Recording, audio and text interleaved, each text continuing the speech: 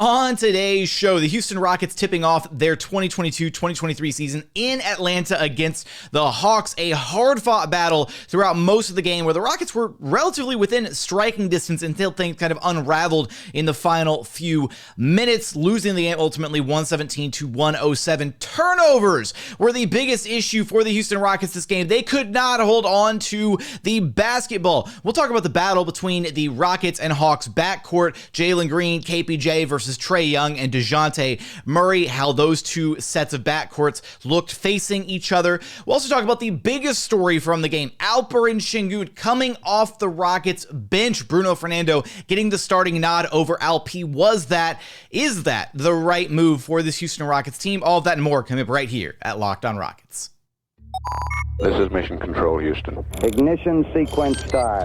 The Houston Rockets select Jalen Green and Jabari Smith Jr. T-minus 15 seconds. Guidance is internal. Every time I step on that floor, I'm coming. You're getting somebody who's going to come in with a chip on their shoulder, somebody who's going to come in and compete from day one. 6, 5, 4, 3, 2, 1.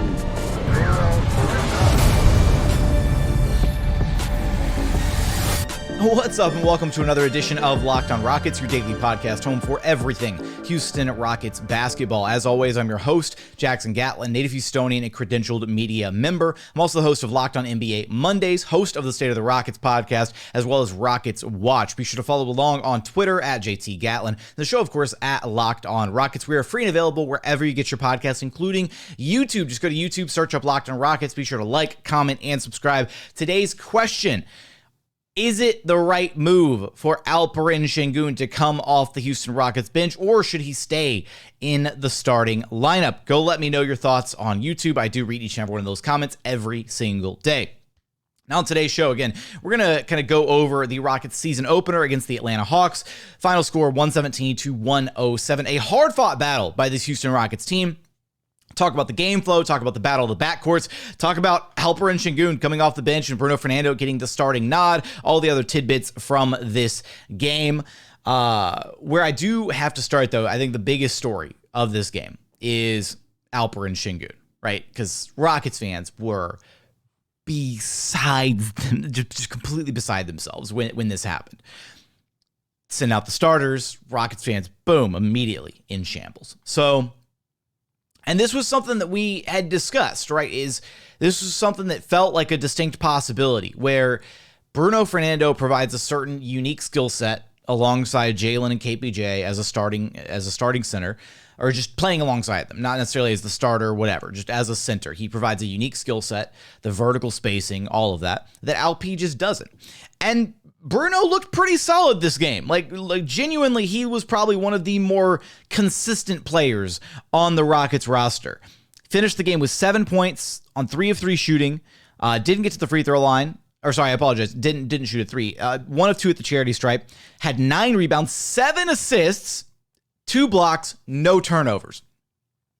Basically playing like a point forward. Has 7 assists, 0 turnovers. He was facilitating the ball at actually a really, really high level. And even Steven Silas, like jokingly after the game, Jonathan Fagan asked if Bruno's like a point forward now, and Steven goes, no. And then he looks down at the sheet and he goes, Bruno had 7 assists? Like he freaked out. And so then I doubled down and I asked him, so do you want to recant your statement? And is Bruno a point forward now? And Steven goes, no, he's still not a point forward. So Bruno's game, I mean, we'll talk about the specifics for Bruno here in a second. LP coming off the Rockets bench, and Bruno did all of that in 25 minutes. LP coming off the Rockets bench, first glance, you're like, oh, his numbers are great. Why isn't he starting, right? 15 points, 5 of 9 shooting, 1 of 2 from 3, 4 of 4 at the charity stripe, had 9 boards. You're like, wow, that's a really solid game. And then you get further down the line and you see 6 turnovers and you're like, oh God, like the turnovers for LP were painful. So as far as their specific games go, Alp looked really and this is where the toss up is. There were points where Bruno looked a little lost on offense, where he would catch the ball kind of out of position, would fumble a pass, whatever here and there. But overall, I thought Bruno looked really, really good. Defensively, he provides a level of intensity, physicality that I don't think necessarily Alp has at this point in his game. He is a solid rim deterrent. He's not a premier shot blocker or anything, but 2 block shots, he did a good job kind of guarding the paint a little bit. And it's going to be really hard against this Atlanta Hawks team for any big, whether it's Bruno, whether it's Alp, whether it's Oos. This Hawks team runs so much pick and roll, and they are such a deadly offense. And now adding Dejounte Murray into that mix, it's not like the Rockets defense was Swiss cheese. The Rockets defense was actually doing a pretty good job for the most part on limiting 3-point shooters and making the Hawks try to beat them on the inside, running guys off the 3-point line, closing out hard. They did a pretty decent job throughout most of this game, but when you've got Trae Young and Dejounte Murray and the pick and roll threats in John Collins, Capella, and then DeAndre Hunter, who was fantastic this game for the Hawks.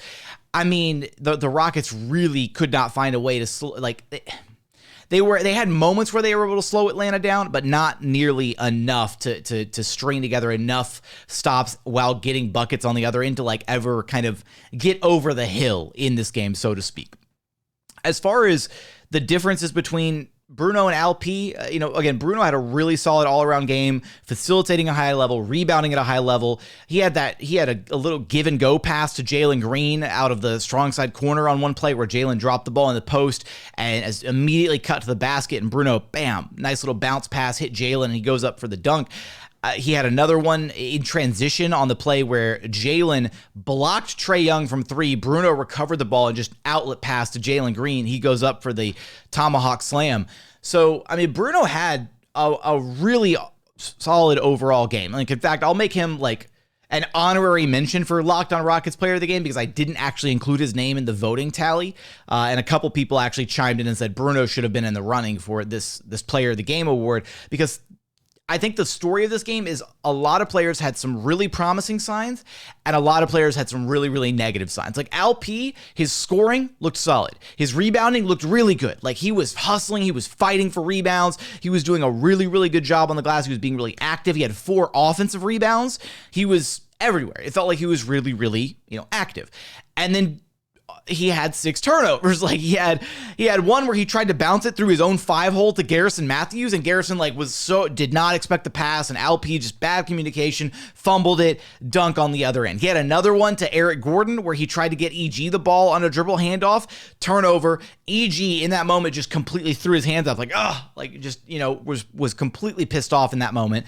So there's some good and some bad on pretty much every single player down the roster. I feel like there's a little bit of good and a little bit of bad. Bruno might be the only guy who had no bad in his game, honestly, because doesn't have a single turnover. You'd like to maybe see him, have a few more points here and there, right? He didn't get too many opportunities. He connected on a couple passes here and there on the interior as a roll man. But overall, It felt like Alp did get a significant number of touches this game. And I think that's the important takeaway here is Alp got his reps where he likes to get the ball, right? He was active in the dribble handoffs. He got plenty of reps where he was posting up. There were plenty of possessions where he was posting up Okongwu and could not move him at all, which I thought was hilarious. Alp would get the ball, start trying to back down Okongwu, and Okongwu was not budging. I was like, wow, Alp usually not manhandles guys, but usually he throws his weight around pretty well on the low block, and he couldn't get anything going against Okongwu. So, I think he scored on him maybe one time, but the other couple times that he was just backing him down, and Okongwu was just standing there. It was like the DeMarcus Cousins, Karl Anthony Towns meme where Cousins is just standing there like this, just completely ignoring Cousins trying to post him up. That's at least what it felt like in the moment and upon rewatches. But For LP, he got the touches he needs. He has to cut down on the turnovers, though. Like some of them, Steven Silas spoke about it post-game, saying some of them were turnovers where the Hawks defense was just pressuring and forcing them into bad decisions, and then other times it was sloppy play. Like KPJ had a crucial turnover in the fourth quarter where they just inbounded the ball lazily, and it got tipped away, knocked off KPJ's hand, and they just went the other way for two.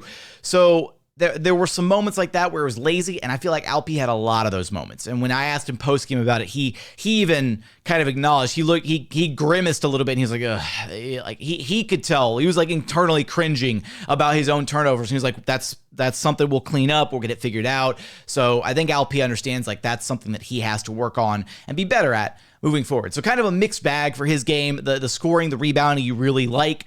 The turnovers with not a single assist to go to his name is a little frustrating, especially given that he's like the playmaking center. At one point in the game, I thought maybe like Alp and Bruno like freaky Friday with each other because Bruno was passing the ball so well and Alp was like, a monster on the glass and, scoring the ball off the bench. So who knows, right? But it'll be interesting to watch this dynamic play out and see, does Alperen Sengun find himself back in the Houston Rockets starting lineup? Does he work his way back into the starting lineup, or is he going to be on the bench for the foreseeable future? And again, is that the right move? Let me know your thoughts in the YouTube comments. Coming up, do want to talk about the battle of the backcourts between Jalen Green, Kevin Porter Jr., Trae Young, and Dejounte Murray. We're going to talk about that in just one moment after a quick message from my friends over at BetOnline. BetOnline.net is your number one source for betting football and for the start of basketball season, which is finally, thank goodness, here. Find all the latest player developments, team matchups, news, podcasts, and in-depth analysis on every single game. They've also got you covered for MLB postseason. They've got you covered for UFC, MMA, boxing, all the fighting odds, you name it. They've got you covered over at BetOnline. Right now, you can take a look at who are the expected NBA Finals matchups, courtesy of BetOnline. Right now, the Boston Celtics versus Golden State Warriors is plus 1,600, the favorite to be this year's Finals matchup. We got the Boston Celtics versus the LA Clippers at plus 1,700. The Bucks versus the Warriors at plus 1,750. The Bucks versus the Clippers at plus 1,900. And then a little bit outside the window as the fifth option, the Nets versus the Warriors at plus 2,100 odds to be this year's NBA Finals matchup. So for all of that and more odds, head over to betonline.net to learn more about the trends in action available to you. BetOnline, it's where the game starts. And continuing on here at Locked On Rockets, your daily podcast home for everything Houston Rockets basketball. Now, looking at the battle of the backcourts in this game really quickly from the Houston Rockets side, KPJ, 21 points on 9 of 19 shooting, 3 of 5 from long distance, had 7 boards, 7 assists, 2 steals, and 4 turnovers. So also back to the turnover issue.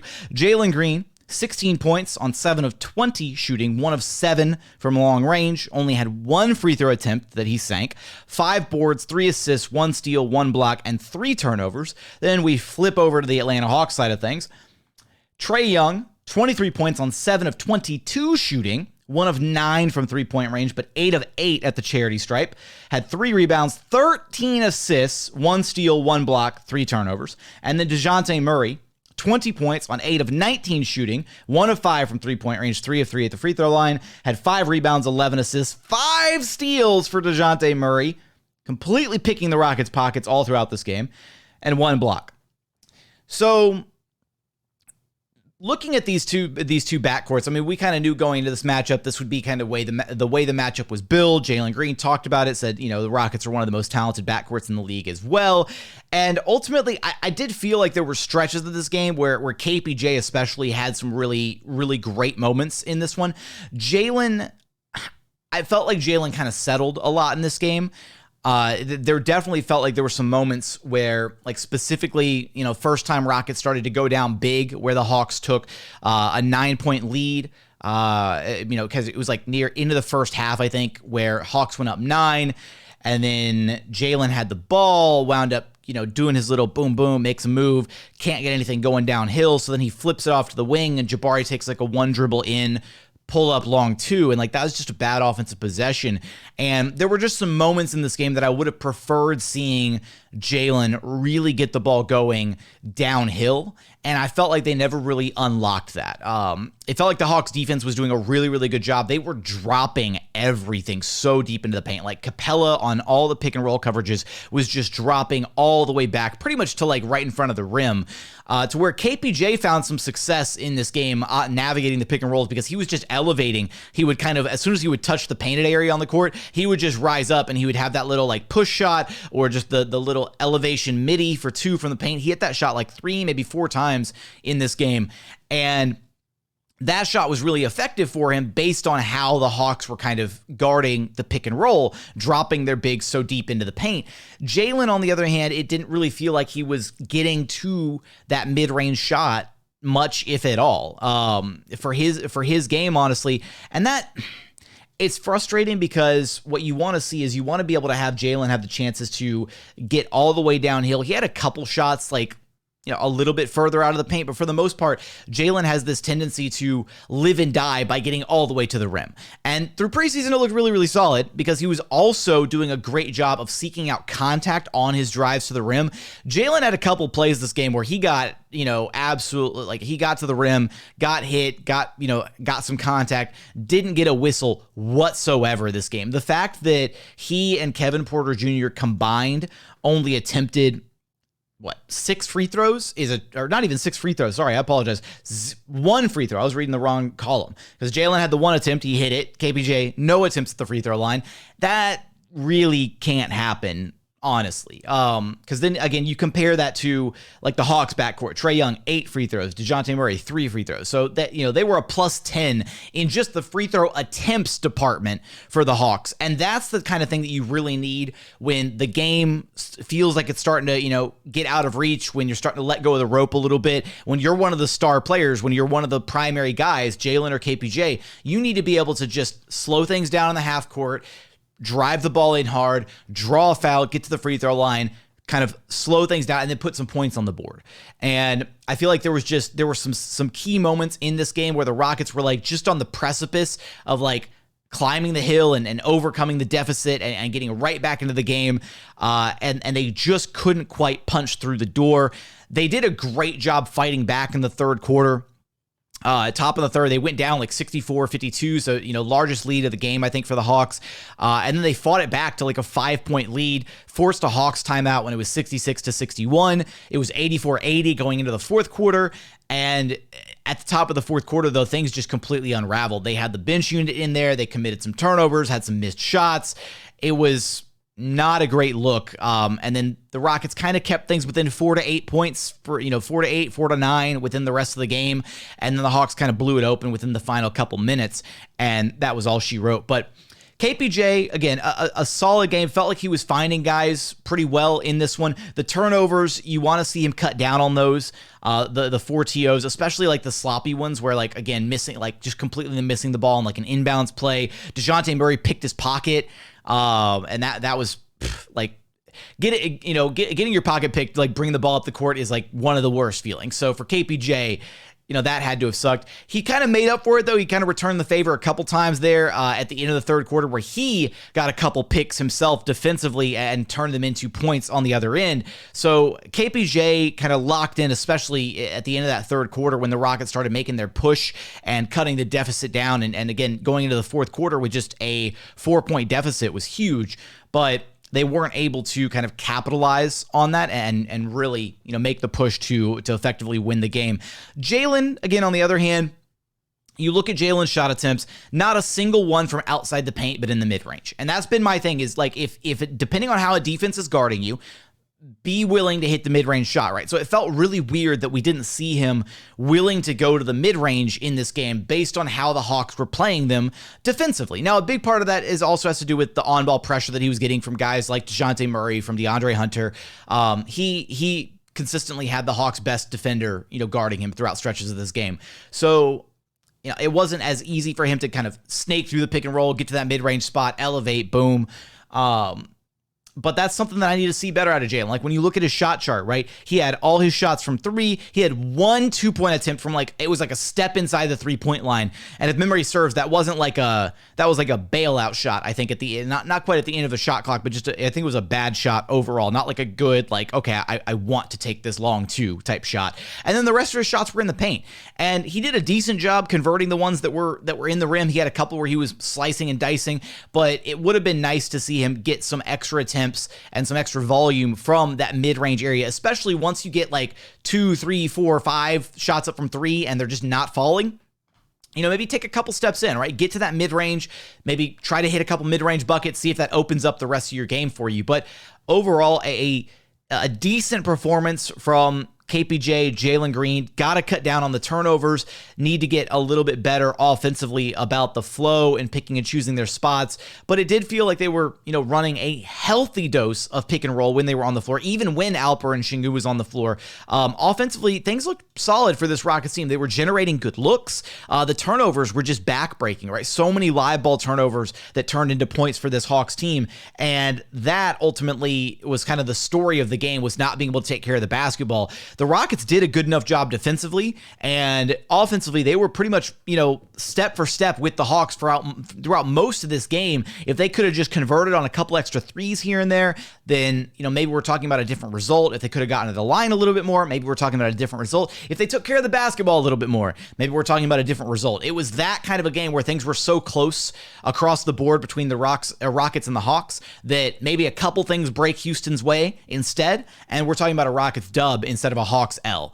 Or sorry, we're talking about a Rockets dub instead of a Rockets L. There we go. I don't know why I said Hawks L. I'm still jet lagged. I'm blaming the flight and the travel itinerary. Coming up, I want to talk about final thoughts from this game, final takeaways, talk about some of the other guys on this Houston Rockets roster. We're going to get there in just one moment.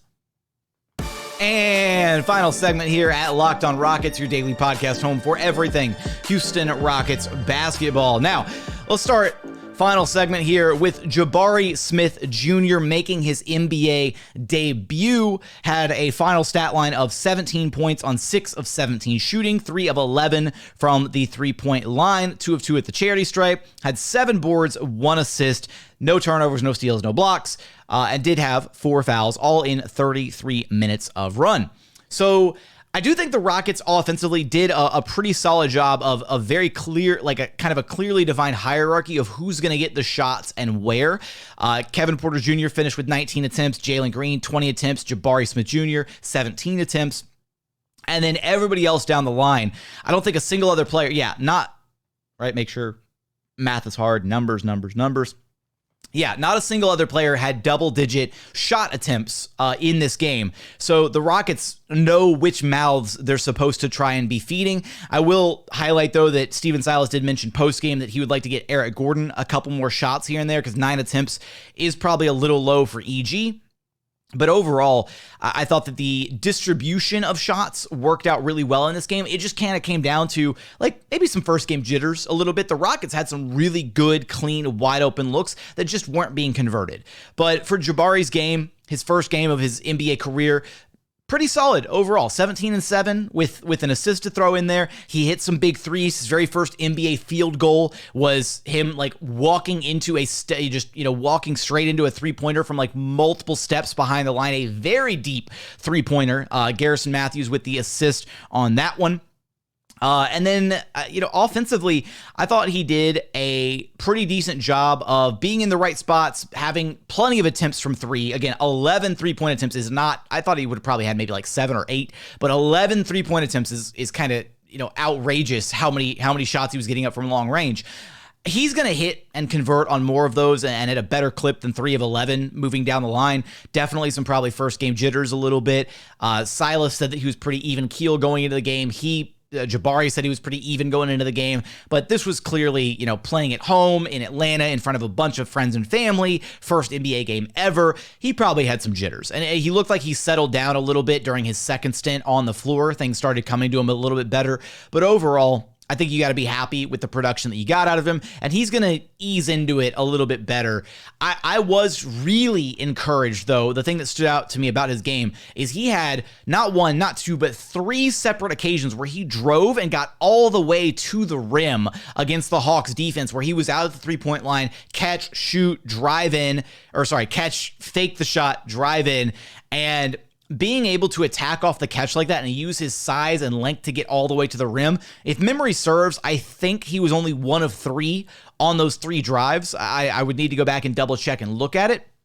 But for the most part, he did a really solid job of catching the defense, kind of just treating him as like only a spot-up shooter and capitalizing on that and attacking off the catch and driving the ball in. And that's something that, again, if he can have those closeouts as part of his game and keep defenses honest to where, yeah, they've got to close out hard on him, that's going to open up a lot more. And whether he turns that into a quick, 1-2 dribble into the, and he fires it from mid-range, or he turns it into, a dribble drive attack all the way to the rim, doesn't matter as long as he has counters for when defenses close out hard on him at the three-point line. And even though the Hawks defense was closing out hard on him, he still got 11 three-pointers up because the release point is so ridiculous on his shot.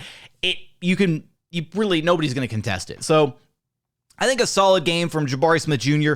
I was confused, and maybe, I don't know, it felt like the Rockets defense, that they were sticking to kind of one defensive game plan principle where they were dropping a lot of their coverages. They were dropping with Bruno. They were dropping with LP. They were dropping with Jabari. It felt like they were dropping everything in the pick and roll rather than, okay, Jabari's guarding this pick and roll, so we're going to stunt the pick and roll. We're going to switch the pick and roll. It felt like they were being very specific about their defensive coverages in this one.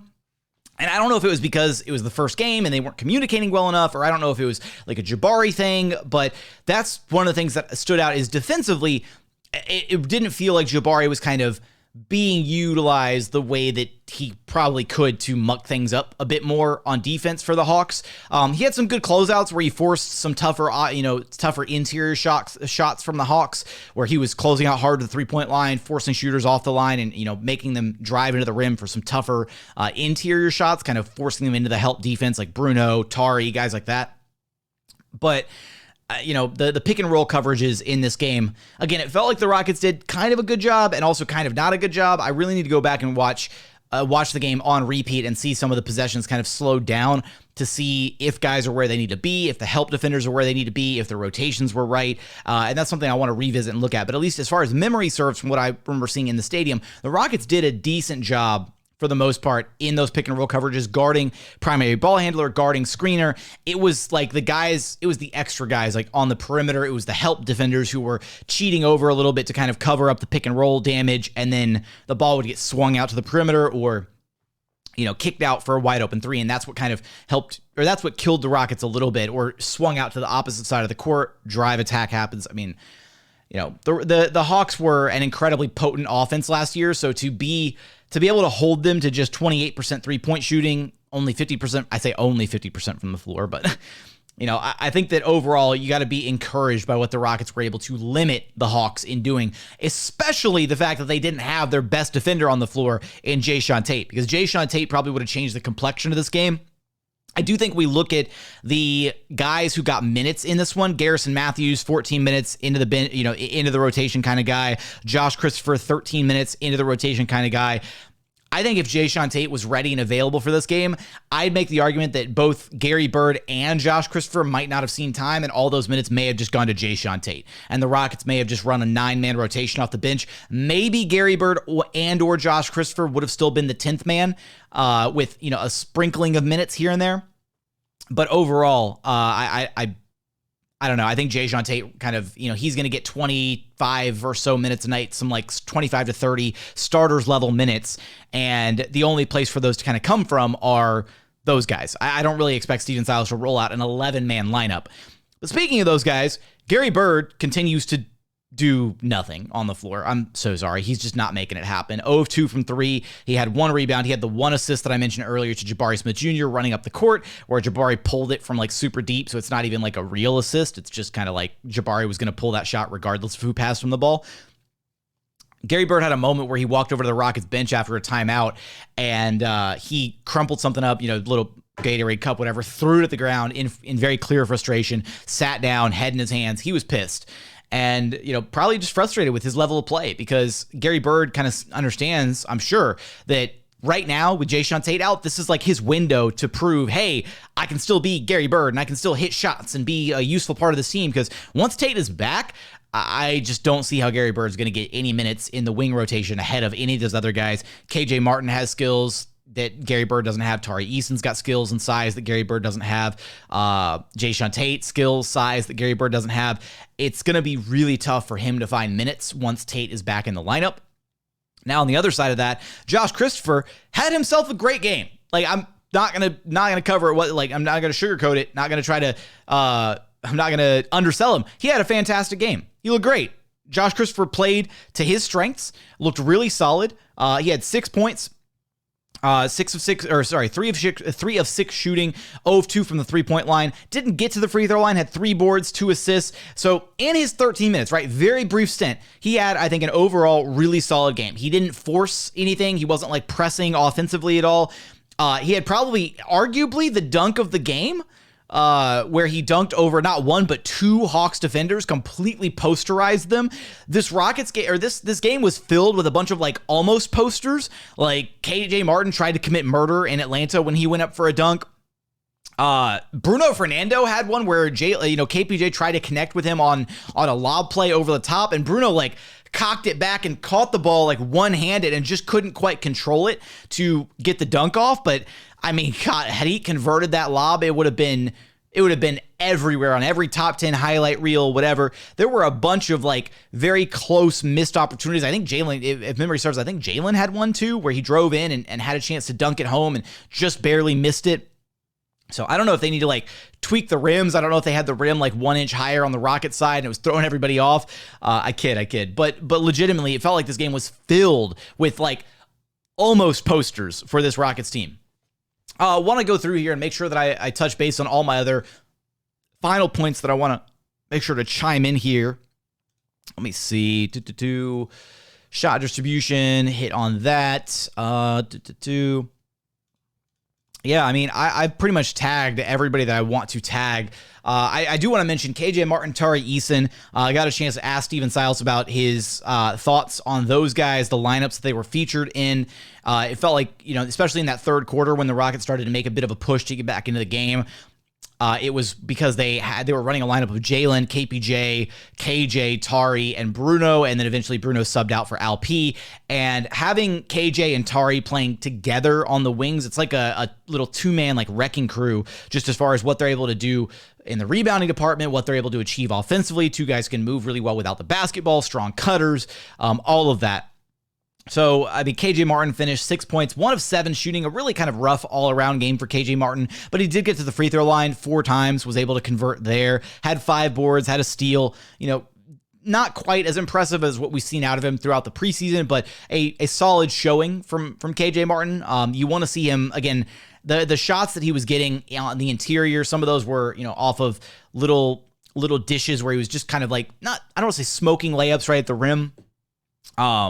Again, missed dunk attempt here, just a couple gimmies here and there that are usually like easy buckets for KJ that he just wasn't converting on this time around. Tari, on the other hand, 4 of 6 shooting, had 8 points, had 7 boards, just doing all the dirty work out there, just being Tari Eason, getting easy buckets, not getting plays called for him, all that, and still finding a way to be productive off of this Houston Rockets bench. So overall, I think the takeaway from this game should be, look, if this was the Houston Rockets of last season, they would have gone down 12 early in the third quarter, and they would have folded. They would have folded like a wet paper towel. They would have been frustrated. Christian Wood would have kept ISOing. Jalen Green would have been stuck in the corner. KPJ would have turned the ball over more than he did this game. Like, it would have been, a clown fiesta. This year, they responded, right? They went down 12. They took the haymaker from, the Draymond Green-esque haymaker from the Atlanta Hawks, and they responded. And they responded in a strong way. And they cut the lead down. And they fought hard. They dug deep. And I think this is the version of the team that we're going to see this year. Is we're going to see a lot of hard-fought games. I know that it's still a loss, and you don't want to be like, oh, well, it was a motivational W. I think those types of losses are going to matter this year, right? Where You look at this type of loss and you're like, okay, the Rockets fought hard against a good, talented Atlanta Hawks team for a long time. Like they did a fantastic job this game.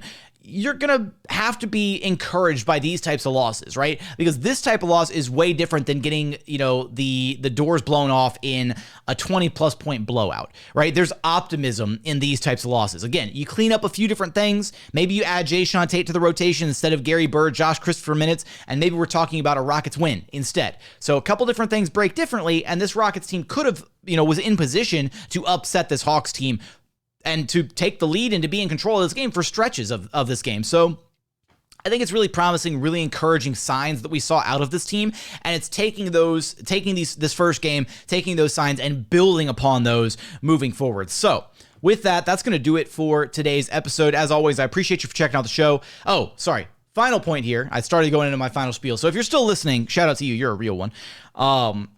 I said I would complain about it on the show. Also, I wanted to highlight the fact that the Rockets shot 93.3% from the free throw line. They didn't get to the line nearly enough, only 15 attempts, but the fact that they went 14 of 15 at the charity stripe, that is a welcome sight, because if they can lead the league again in free throw attempts like they did last year, this Rockets team is going to generate some really, really high quality offense. They've just got to get to the line a bit more. But if they can convert at an incredible clip like that, watch out offensively.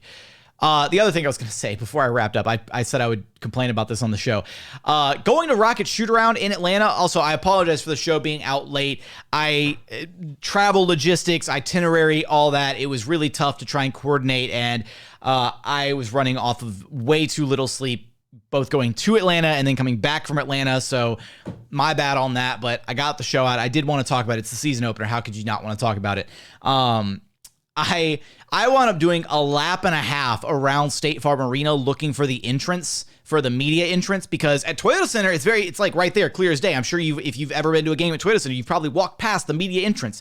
Toyota Center is very easy. It's one level. There's doors on all four sides. I've got a media entrance. It says media entrance at the top. Tundra Garage is right next door, nestled in the heart of downtown. It's easy, right? Toyota Center is simple. Apparently, and I found this out from a couple of the other media members, apparently the State Farm Arena is one of, if not the worst and most confusing arenas when you're trying to figure out where the hell you're supposed to go as media. So I showed up for Rocket shoot-around, could not for the life of me find the damn door to get in the arena like the media way that you go in. And I'm doing like a lap and a half around the building. Eventually, I pull up to a security guard, and I'm like, dude, please help me out. Where is the entrance? And he's like, all right, this is what you're going to do. Go to this. You're going to go downstairs. And it was like this weird, like, it's like underneath the arena. Like, there's like a whole like road and like a bunch of like a loading dock and all this stuff. And it's under the stadium. So you're like got like the surface level of State Farm Arena. And then like underneath is where there's like a parking structure. And then there's the stadium. And then there's like the media entrance. And there's like this back street. I got to Rocket shoot around. I was like out of breath. It was like I was coming from my own personal shoot around. So I figured I would share that. And apparently it's the worst one in the entire NBA. So I, earned my rookie stripes there for one of my first road games ever as media. It was awful. And yeah, thankfully I had a chance to catch my breath so I didn't get to shoot around asking KPJ questions like, so how do you feel about the backcourt? That kind of thing. But legitimately did a lap and a half around State Farm Arena, and that was not fun. So with that, I said I would complain about it on the show, and I did. As always, appreciate you for checking out the show. If you haven't done so yet, please consider subscribing wherever you listen to your podcast. That's Apple, Spotify, Google, Odyssey app, free and available on all podcast platforms. We're also available on YouTube. Search up Locked On Rockets on YouTube. Like, comment, subscribe. Our question of the day, should Alperen Sengun be coming off the bench? Do you like what you saw out of him off the bench? Let me know in the YouTube comments. As always, appreciate you for checking out the show. Thank you so much for watching. Thank you so much for listening, and we look forward to having you back right here at Locked On Rockets, your daily podcast home for everything Houston Rockets basketball.